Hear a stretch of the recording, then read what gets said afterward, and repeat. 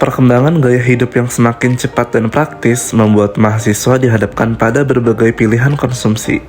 Makanan modern menawarkan kemudahan, kecepatan, dan tampilan yang menarik.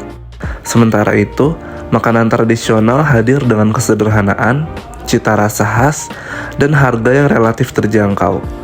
Perbedaan ini kemudian memunculkan pertanyaan mengenai posisi makanan tradisional di tengah perubahan pola konsumsi generasi muda.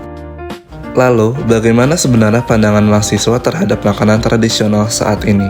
Aku masih tertarik banget sama bubur, sama soto, apalagi buat mahasiswa kalau pagi tuh makanan yang sering ditemukan tuh bubur dan soto di sini. Harga, rasa, dan jauh lebih sehat menurut gua. Dan kalau sama-sama masakan tradisional tuh mungkin rasanya itu tuh lebih pas gitu di lidah nggak sih, dibandingkan kalau sama-sama fast food kan dominannya tepung gitu-gitu. Nah sih, kalau ada pilihan makanan rumah, gue pilih makanan rumah. Jujur, iya. Fast food. Gue fast food sih. Oke. Terdapat perbedaan preferensi di kalangan mahasiswa. Sebagian masih memilih makanan tradisional karena faktor harga dan rasa yang lebih sesuai dengan kebutuhan sehari-hari. Namun, tidak sedikit yang mulai beralih ke makanan modern karena dianggap lebih praktis dan mengikuti tren yang berkembang.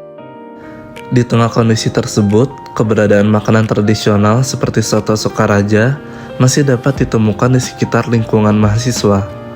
Dengan cita rasa yang khas dan harga yang terjangkau, kuliner ini tetap menarik minat sebagian konsumen, terutama bagi mereka yang mencari alternatif makanan yang sederhana namun tetap mengenyangkan.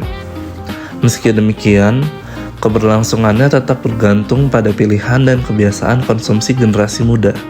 Saat ini makanan tradisional masih memiliki tempat di kalangan mahasiswa, namun posisinya tidak lagi dominan seperti sebelumnya, karena harus bersaing dengan makanan modern yang menawarkan kepraktisan dan nilai gaya hidup.